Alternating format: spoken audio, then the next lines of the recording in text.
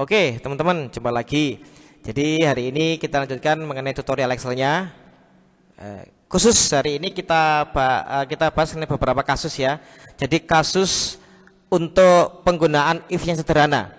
Jadi kita langsung ke contoh kasus di mana pasti kita sering jumpai itu di pekerjaan kita. Jadi kasus hari ini khusus kasus mengenai if yang sederhana. Ada beberapa kasus nanti, lebih tepatnya ada 4 kasus yang akan saya contohkan kepada Anda. Bagaimanakah cara menyelesaikannya? Yang pertama ini, di sini ada contoh data, ada tabel berisi data. Kita disuruh mengisikan total, diskon sama dibayar.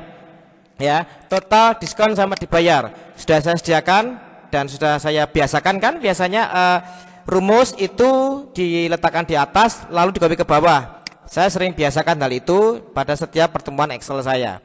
Oke, langsung aja kita bahas satu persatu. Kolom total. Oke, bagaimanakah rumusnya kolom total? Di petunjuknya sudah ada di sini. Kolom total diisi dengan perkalian antara jumlah barang dikalikan dengan harga satuan. Nah, jadi ingat, belum tentu semuanya pakai if. Kalau kita melihat rumusnya total, jelas tidak ada if-nya loh ya. Jadi di sini Anda lihat perkalian total di sini perkalian antara harga dengan jumlah. Langsung kalau gitu, letakkan sel pointer ke sel G7 atau total itu ya G7 sama dengan harga kali jumlah atau jumlah kali harga, terserah sama aja. Anda lihat F7 saya kalikan dengan E7, saya enter. Oke ya. Di sini tidak ada penggunaan rumus if. Tidak ada kondisi. Untuk total semuanya rumusnya sama, yaitu harga kali jumlah. Tidak ada kondisi yang berbeda-beda, maka tidak menggunakan if. Oke ya teman-teman sekalian, mudah. Bagaimanakah dengan diskon? Anda lihat, diskon diberikan sebesar 10%, tapi hanya untuk pembeli tunai. Di sini ada kode yang menunjukkan itu tunai atau kredit. Di kolom diskon ini ada 2 kondisi. Kondisi pertama, dapat diskon senilai 10%. Kondisi kedua, tidak dapat diskon atau 0. Maka jelas kita menggunakan if. Nah gitu ya.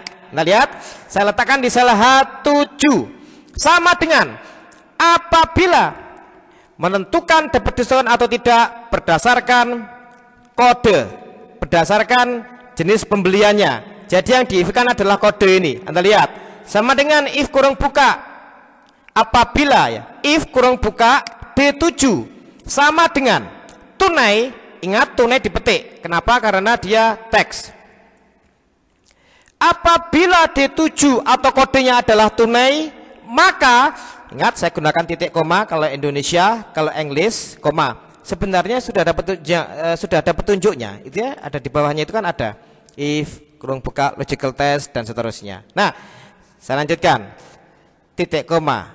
If kurang buka D7 sama dengan tunai. Apabila kodenya tunai, pernyataan true-nya, maka dapat diskon. Berapa diskonnya? 10%. Sudah cukup. Nah, kalau nggak tunai, ya nggak dapat diskon. Nah, kalau gitu, kalau nggak tunai, ya nggak dapat diskon. Kalau nggak dapat, berarti 0. Ingat, ini angka.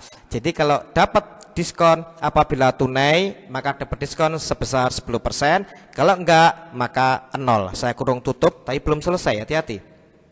Diskon itu biasanya keluarnya bukan persentase, tapi dalam bentuk angka. Uangnya berapa? Harganya baju 100.000, diskonnya 20%. Berapa itu? Biasanya tampilnya bukan 20%-nya, tapi berapa diskonnya itu? 20.000 misalkan. Maka setelah kurung tutup, kita kalikan dengan total. Gitu ya teman-teman. Perkalian dengan total, letakkan di belakang. Oke, Anda lihat, tidak bisa diklik ternyata. Saya klik ke area lain, lalu saya geser ke tempat yang saya inginkan dengan panah. G7, enter. Jadi inilah diskonnya. Tidak semua dapat diskon, yang dapat hanya yang kodenya tunai. Maka dengan demikian, bayar sangat simpel sekali. Tinggal total dikurangi diskon. I7 sama dengan total G7 ya, dikurangi dengan diskon. Saya enter. Saya copy. Oke, selesai. Cukup simpel sekali untuk kasus if yang pertama. ya. Untuk if kasus yang pertama simpel sekali. Bagaimanakah dengan kasus yang kedua? Wow, kayaknya rumit ini. Oke, Anda lihat saya akan split dulu layarnya biar enak view. Saya split yang horizontal, sekali lagi saya butuh yang horizontal. Yang vertikal sudah saya buang ya. Saya butuh yang horizontal ini. Nah, gaji pokok kita masukkan rumusnya ke G8. Gaji pokok ditentukan berdasarkan golongan. Ada 3 kondisi gaji pokok sehingga if-nya ada 2. Oke, kita urut dari golongan 1, golongan 2, selain itu gitu ya. Golongan 1 berapa, golongan 2 berapa, selain itu 3.500.000. Kita lihat sini. Sama dengan if kurung buka apabila D8 golongannya ya, ingat satu baris. Apabila D8 sama dengan 1, satunya tidak dipetik karena angka. Maka 1.500.000 masukkan tanpa tanda pemisah langsung. If berikutnya masih ada 2 kondisi. Titik koma. Setelah tadi yang di-if-kan golongan 1, sekarang golongan 2. Apabila D8 nyorotnya tetap ke D8 sama dengan 2, golongan 2 maksudnya, maka titik koma gajinya adalah 2.500.000. Selain itu langsung tinggal tersisa 1 kondisi langsung. Selain itu gajinya 3.500.000. Kurung tutupnya sejumlah if-nya yaitu 2. Gitu ya teman-teman, kita lihat. Jadi di situ ada 2 if. If pertama untuk golongan 1, if kedua untuk golongan 2. Selain itu gitu ya, pasti 3.500.000. Jadi yang terakhir tidak perlu di-if-kan. Ingat-ingat ada 3 kondisi, maka if-nya cukup 2 dan lebih mudah diurut aja, golongan 1, golongan 2 gitu ya. Saya enter, ketemulah gaji pokoknya, selesai untuk gaji pokok. Sekarang saya tunjukkan bagaimanakah mengisikan tunjangan istri. Tunjangan istri diberikan kepada pegawai dengan jenis kelamin laki-laki gitu ya, dengan nilai, nah ini agak repot ini ya. Ini ada 2 if, ada 2 if-nya bertingkat. Contoh if yang bertingkat. Oke, Anda lihat. Level pertama, if untuk menentukan dapat tunjangan atau tidak.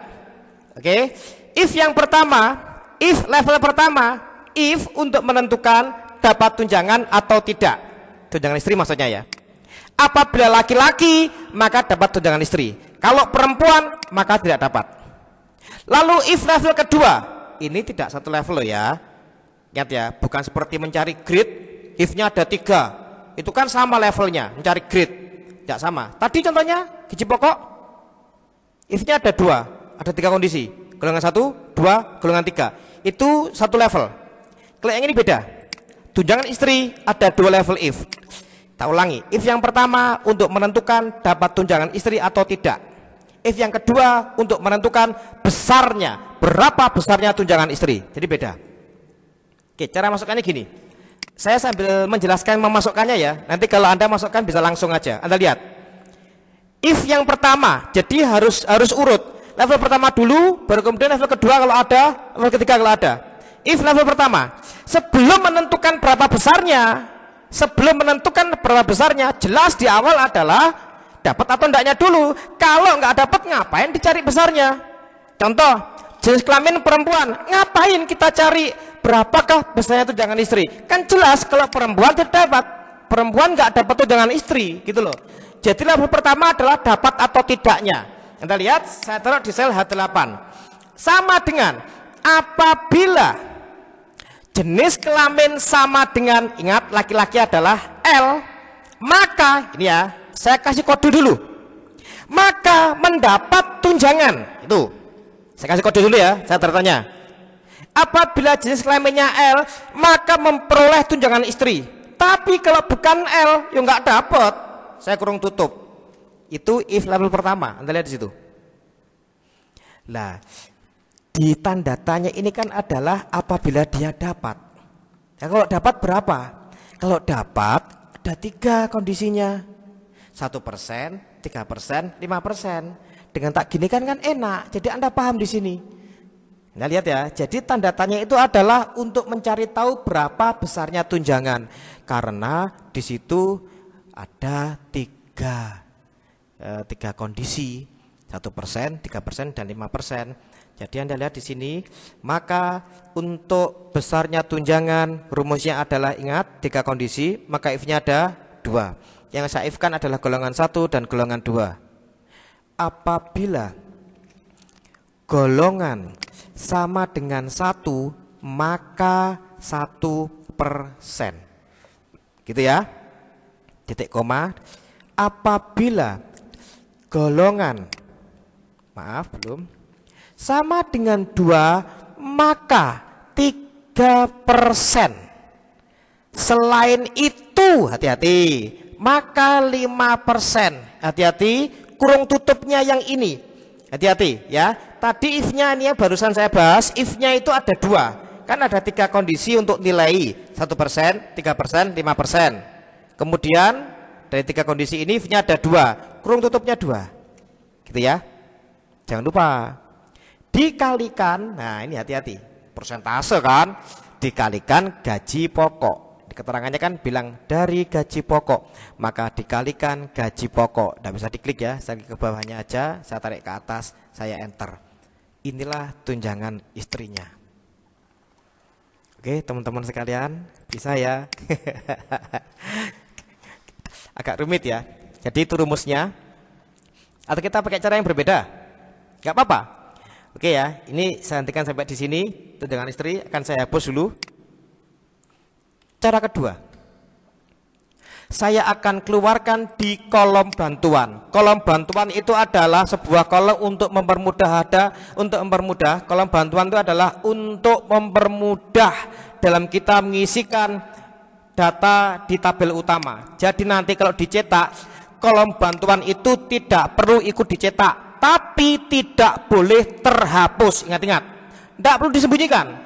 Kalau ada sembunyikan, maka takutnya Anda lupa. Kolom bantuan tidak perlu disembunyikan, biarkan tampil apa adanya. Cuman kalau pas dicetak, contohnya di sini saya butuh kolom bantuan. Kalau pas Anda cetak untuk laporan, yang dicetak yang utama ini aja. Tapi kolom bantuan jangan disembunyikan. Oke, Anda di sini tak kasih judul di sini ya. Ini saya blok, saya merger tidak apa-apa lah, seperti ini. Di sini ada nilai tunjangan istrinya. Dah, saya kasih nama gitu aja judulnya. Ini adalah nilai tunjangan istrinya. Ini saya copy sampai sini, saya kasih border. Nah, nilai tunjangannya. Jadi gini, kalau kita menggunakan konsep kolom bantuan, maka kita cari dulu di situ berapakah nilai tunjangan istri. Dengan mengabaikan jenis kelaminnya. Artinya kita abaikan dapat atau tidak. Kita anggap semua dapat. Maka di sini akan saya cari berapa nilai tunjangannya. Jadi di sini 3 kondisi, golongan 1, 2, dan 3. 1%, 3%, dan 5%. Tolong diingat, tidak peduli dia laki atau bukan, dapat atau bukan, dapat atau enggak. Ya, saya taruh di sini. Di yang warna kuning saya kasih tanda. Di situ saya masukkan rumus. Di sel apa ini? L8 ya. Sama dengan apabila golongannya sama dengan 1, maka 1%. Titik koma. Apabila lagi, if lagi, apabila golongannya tetap di 8 ya nyorotnya, sama dengan 2, maka 3%.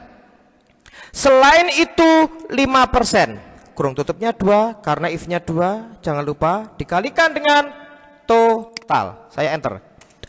Keluarlah nilai tunjangan. Keluarlah nilai tunjangan istri. Tinggal semua di sini kan dianggap dapat nih. Langsung saya masukkan ke sini di H8. Oke. Nanti di kolom tunjangan istri ini, apabila dia dapat, maka nilai ini akan saya tampilkan ke sini, gitu ya. Ya, Anda lihat. Apabila if ya, ini Anda lihat, dapat atau tidak. Di kolom tunjangan istri kita sudah mulai memperhatikan dapat atau tidak. If apabila jenis kelaminnya itu laki-laki, maka dapat. Lah berapa nek dapat? Maka akan saya tampilkan nilai ini gitu loh. Tapi kalau nggak laki-laki ya nol, sudah kurung tutup enter. Itu konsep atau cara kedua. Terserah Anda gunakan cara pertama atau kedua, bebas. Yang jelas apabila Anda menggunakan kolom bantuan seperti ini, maka jangan sekali-kali kolom bantuan ini dihapus. Dan juga jangan disembunyikan lah, tidak perlu. Gitu ya. Oke. Untuk yang ketiga, kolom tunjangan anak. Tunjangan anak diberikan kepada semua. Nah, semua ya. Oh, maaf. Semua pegawai sudah menikah. Nilainya 2% dari gaji pokok. Jadi yang dapat tunjangan itu, yang dapat tunjangan anak itu yang sudah menikah. Ini ya, marital status M. M menikah. Jadi hati-hati. Petunjuknya bilang sudah menikah, tapi secara data bunyinya bukan sudah menikah. Bunyinya nggak gitu, tapi bunyinya adalah M. Nah, di sini saya rasa nggak perlu kolom bantuan lah, simple kok itu. Anda lihat ya, dapat tunjangan anak atau tidak. Kalau dapat 2% dari gaji pokok. Anda lihat, apabila statusnya sama dengan menikah, maka dapat tunjangan anak sebesar 2%. Tapi kalau enggak, maka tidak dapat. Saya buat 0, kurung tutup. Jangan lupa dikalikan gaji pokok. Selesai. Cuman gitu aja, simple. Ternyata ada beberapa yang tidak dapat karena belum menikah. Sehingga total gaji Anda bisa menggunakan penjumlahan ataupun menggunakan function sum. Gaji pokok, tunjangan istri, tunjangan anak. Ya, Anda boleh pakai sum, boleh pakai penjumlahan. Kalau sum ya begini aja. Saya blok di sini sampai sini, kemudian saya kurung tutup, selesai. Cuman gitu aja, selesai untuk kasus kedua. Mudah bukan? Oke. Oke ya, langsung ke kasus ketiga. Di kasus ketiga lagi-lagi saya butuh split. Ini ya datanya banyak gitu ya. Ya memang dibiasakan, karena nanti kalau kerja kan pasti data sebanyak itu, nggak mungkin enggak. Ini coba saya turunkan aja. Cukup saya rasa. Ya ini agak wow kayaknya. Keterangannya apa ini? Pegawai dianggap lembur jika jam kerjanya melebihi 40 jam. Oke, perhatikan. Pegawai dianggap lembur apabila jam kerjanya melebihi 40 jam. Jadi kalau 40 jam itu berarti normal. Jam kerja normalnya 40 jam ya. Jam kerja normal 40 jam. Kalau nggak sampai kayak 35 jam, ya kemungkinan dia nggak masuk karena sakit atau apa. Jadi jam kerja normal 40 jam. Nek di atas itu baru lembur. Contohnya ini 42 jam. Berarti dia lemburnya 2 jam, gitu ya. 45 jam. Berarti dia lemburnya 5 jam. Nah, kalau yang ini 40 jam ini lemburnya berapa? 0, nggak lembur kan? 35,5 lemburnya berapa? Normal aja nggak sampai, apa masa mau dibilang lembur? Jadi ya 0 juga gitu loh. Jadi kalau 40 jam dia nggak lembur kan, itu normal. Normalnya 40 jam, maka 0 lemburnya, jam lemburnya 0. Apalagi di bawah itu, di bawah 40, kerja cuma 35 jam, ya nggak mungkin lembur lah. Normal aja nggak sampai, ya kan? Nah, lalu di sini, disuruh mengeluarkan lemburnya berapa jam? Disuruh mengeluarkan lemburnya berapa jam? Oke, perhatikan. Sini ngeri-ngeri sedap. Kelihatannya mudah. Ingat ya, jam kerja normal 40 jam. Di atas 40 jam baru lembur. Jadi di sini di kolom jam lembur ini disuruh menampilkan berapa lembur tiap karyawan itu. Jadi disuruh menampilkan jam lemburnya tiap karyawan. Maka kalau yang kerjanya 40 jam, ya nggak mungkin toh lembur dia 0. Apalagi di bawah 40 jam. Oke, rumusnya simpel. Di F7, apabila, Anda lihat, apabila jam kerjanya itu melebihi 40 jam, gitu ya. Apabila jam kerjanya melebihi 40 jam, maka lemburnya adalah jam kerja, berapa jam kerjanya, ya, dikurangi dengan normal kerja. Gitu ya. Jadi itu. Apabila jam kerjanya melebihi 40 jam, melebihi nih, contoh 48 jam. Maka rumusnya jam lembur gimana? Ya 48 tadi dikurangi 40. Jadi jam kerjanya berapa? Kurangi 40. Selain itu, ya nggak lembur dong, 0. Kurang tutup enter. Simple ya, cuman gini aja. Udah selesai. Terserah Anda mau pakai format apa. Di format ini juga boleh, silahkan. Tapi jadinya minus ya. Ya enggak apa-apa sih. Nah, gini misalkan. Atau yang tadi aja lah, format simple tadi aja nggak apa-apa wis. Nah ini ya contohnya itu. Nah bagaimana sekarang dengan total gajinya? Total gaji itu adalah ada dua rumusnya. Kalau lembur gaji pokok plus gaji lembur. Kalau nggak lembur gaji pokok tok. Ingat-ingat. Total gaji rumusnya ada dua memang. Ini petunjuknya kan bilang gitu. Jika lembur maka gaji pokok plus gaji lembur. Kalau nggak lembur gaji pokok tok. Pakai if. Ya secara teori mungkin Anda akan bilang gitu. Karena ada dua. Jika lembur, jadi ada dua kondisi gitu ya. Gaji untuk lembur. Jadi untuk lembur gajinya gimana? Gaji pokok plus gaji lembur. Gaji pokok plus gaji lembur. Kalau nggak lembur gimana? Gaji pokok tok. Tapi Anda lihat di sini. Kalau dia tidak lembur kan 0. Sedangkan kita tahu berapapun nilainya kalau dikalikan 0 hasilnya tetap 0. Ngapain kita pakai if? Ya keterangan kan tujuannya untuk memperjelas, petunjuk kan untuk memperjelas.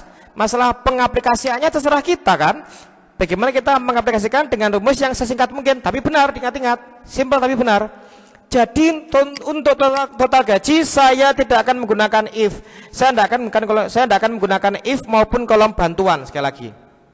Langsung aja. Saya ambil rumus yang lengkap, gaji pokok plus gaji lembur. Ya gitu ya.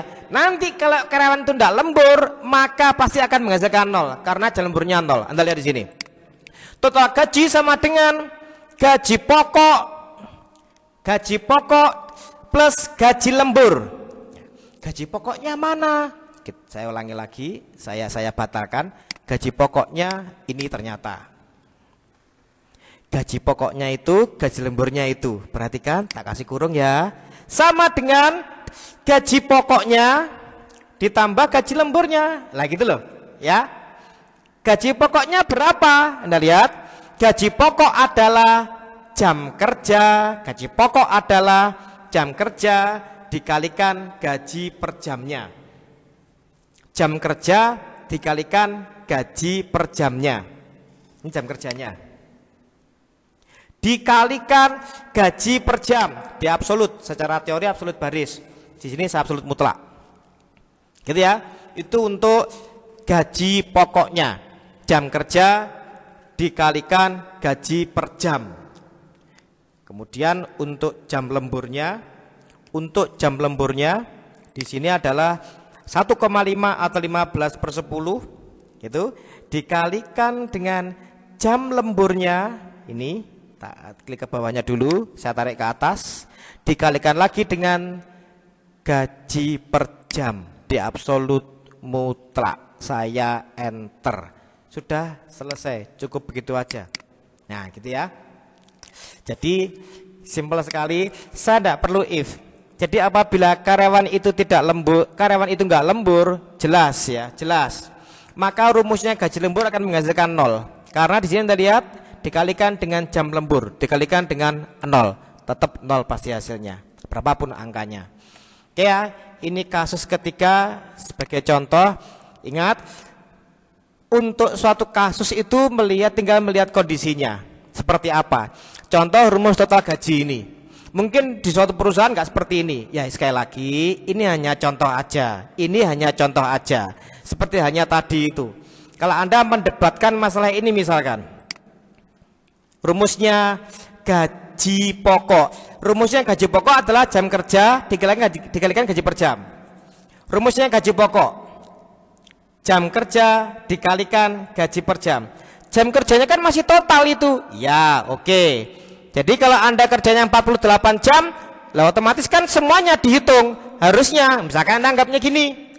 Kalau 48 jam, yang 40 jam masuk gaji pokok, yang 8 jam masuk gaji lembur. Oke, kalau misalkan sistemnya seperti itu, sekali lagi, oke, misalkan petunjuknya saya rubah. Misalkan ya. Jadi kalau gaji pokok ini jam kerja, tak kasih keterangan. Jam kerja tanpa lembur. Hati-hati, keterangannya gini.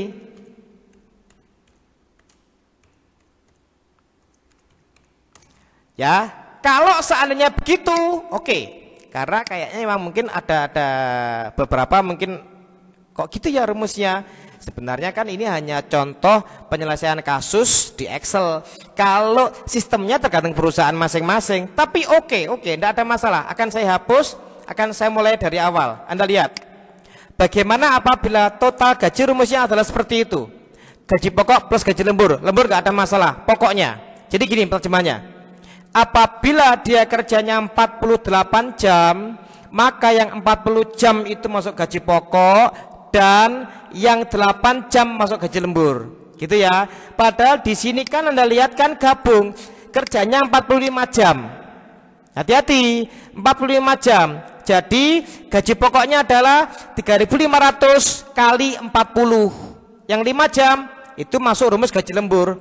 Maka rumusnya begini, tak ulangi lagi, Anda lihat. Oke, gaji pokok dulu kita mainnya, Anda lihat. Gaji pokok itu rumusnya adalah, hati-hati, rumusnya adalah jam kerja saya kurangi dengan jam lembur, baru saya kalikan dengan gaji per jam. Itu.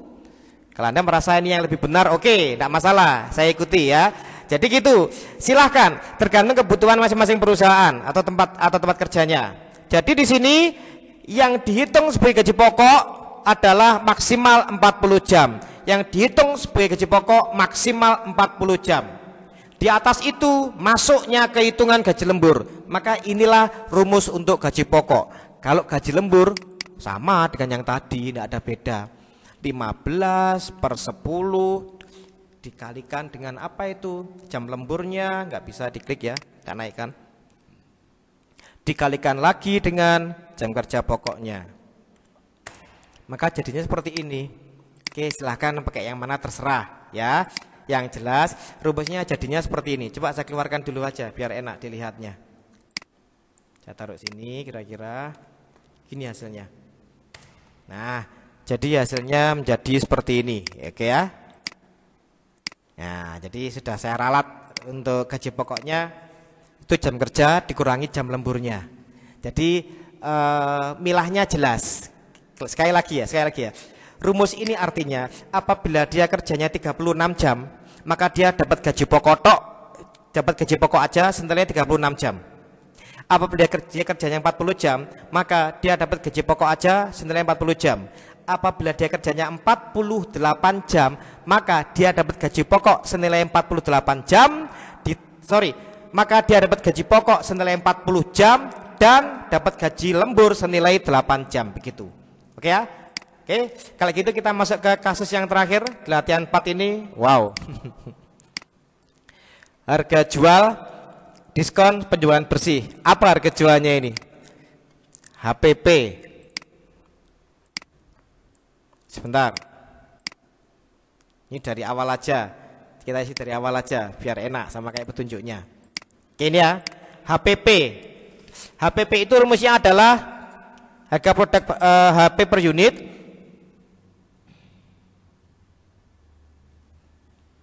HP per unit kalikan unit. Ya simpel kali itu ya. Tidak ada if ya, hati-hati di sini nggak ada if sama sekali. Untuk F7 HPP sama dengan HP per unit dikalikan dengan unit. Tidak selamanya harus pakai if ya. Ini contoh tidak ada if-nya, simpel.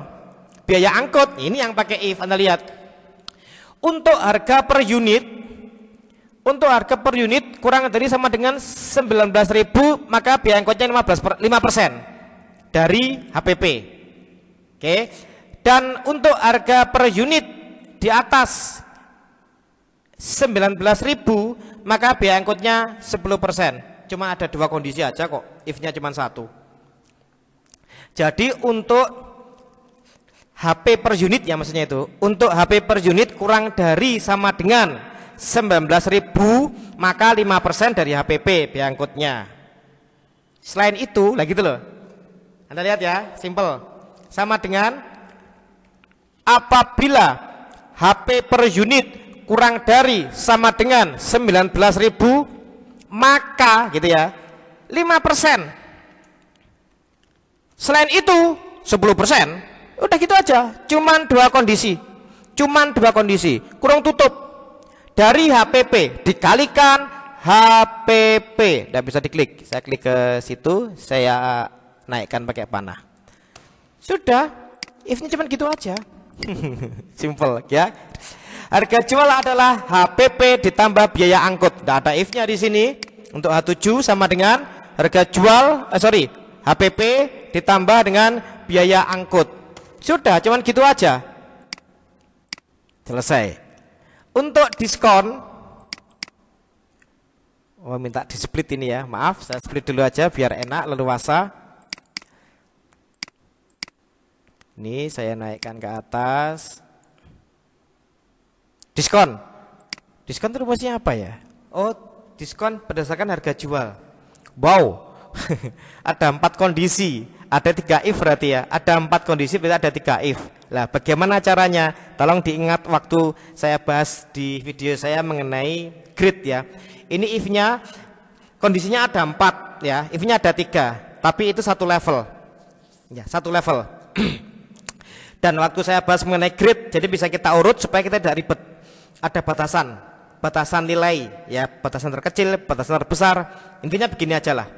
Intinya begini. Ini akan saya urut mulai 4%. Akan saya urut, jadi dari 4 kondisi ini yang saya if-kan adalah 4%, 3%, 2%. Selain itu 1%. Ini ternyata semua dapat diskon ya. Anda lihat dari keterangan itu. Semua dapat diskon. Ya, semuanya tanpa terkecuali. Jadi saya urut dari 4%, 3%, 2%.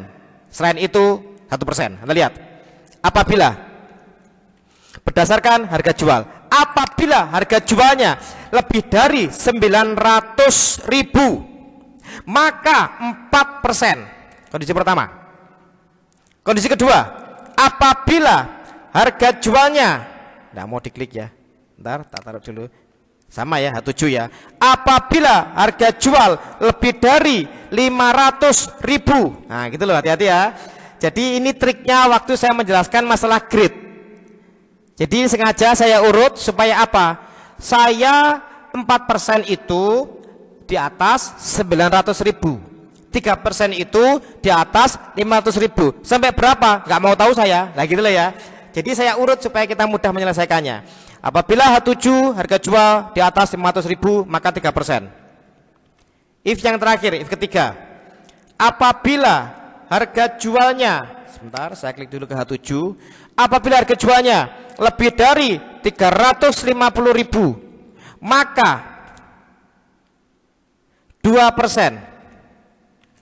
Lebih dari 350.000, maka 2%. Selain itu 1%.